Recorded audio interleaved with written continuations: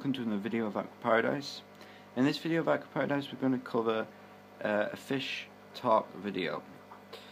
This is the start of my new series. I think I've already made a video on the red-tailed shark, however.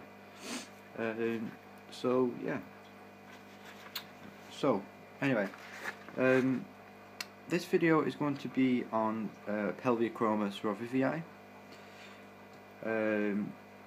This particular species of fish comes from West Libya, and unlike other African cichlids like Malawi, Tanganyikans or Victorians, they like a pH around 7.0 mark, so neutral water. This is preferably great for particular pH for breeding. They like a temperature at 78 Fahrenheit or 23 degrees Celsius, and a hardness of 10 ppm, so parts per million. This species is fairly easy to breed when given the right care, and this particular species can be bred in a tank of 20 gallons at a ratio of 1 male to 3 females. The male will become dominant, and he will pick one of the 3 females to become dominant with him. When you get a dominant male and female pair, you should move them to a 15-gallon tank like so. This is a 15-gallon tank, and they will breed potentially. This particular species of fish is to be fed mainly live foods. The majority of these species are wild caught, so do prefer live foods or frozen foods to your flakes and pellets. I feed these guys Daphnia and brine shrimp. The fry I will feed, well, you should feed anyway, baby brine shrimp is a good one to feed. Typically this particular species of fish prefers a sand substrate with loads of caves. When it comes to lighting, these particular species of fish are quite timid and do prefer a low level light, so you don't need strong lights for these particular species of fish. I do recommend that lighting should be kept to a minimal. These particular species are quite nocturnal species of fish. They do prefer dark areas. That's why they are mainly cave dwellers.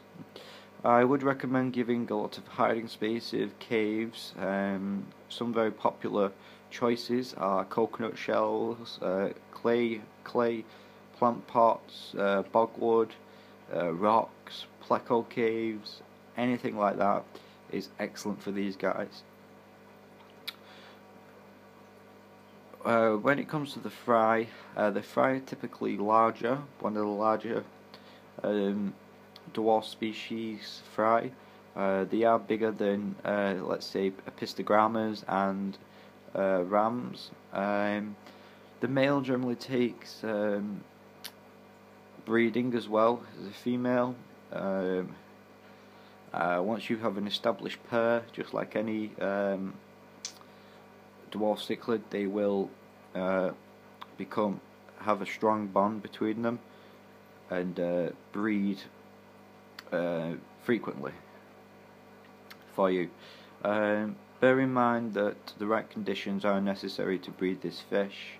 Unlike guppies or any other light bearer like that, which breed mainly in any conditions, this particular species of fish does need the right conditions: good water quality, ammonia nitrates and nitrites kept to a minimal, preferably to 0, and pH kept at 7.0, preferably for breeding.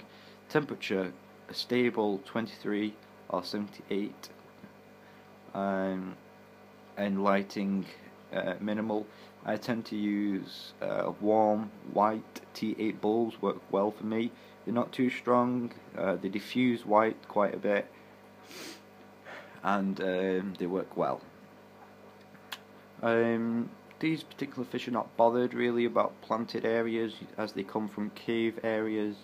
So what I find more suitable for this fish is particular plants which grow to wood. Some I recommend are Anubias and Java fern, just because these particular fish in the these particular plants in the wild would grow on surfaces like rocks or caves or wood or anything like that. However, stem plants generally come from areas where it's quite boggy and substrate, whereas these fish don't come from those areas. So these particular plants I do recommend if you want to put plants. So there you go, guys. So I will give you some time now just to look at the particular male and female pair I have in this 15-gallon tank. And so yeah, and a quick one, males generally come to usually the larger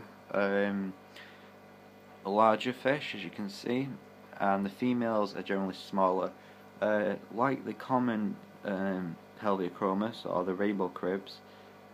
These particular cribdensis, the females will be smaller and have a pink rounded belly and bright yellow face. What is distinctive of a Pelvicachromis Roloffi is the black line and the bland colour which runs through them. So this is a male species. This is what the males look like. When breeding, the fins at the bottom will become blue.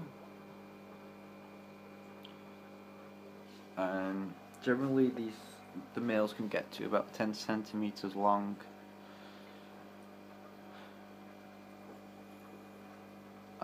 As you see in this particular setup, I'm using bodwood, coconut shells, and a clay plant plot to obviously give as many cave systems and things as possible. You could also use pleco caves, like I've said, which I have in this setup here. You could use a pleco cave like so in a system, or bogwood like up there.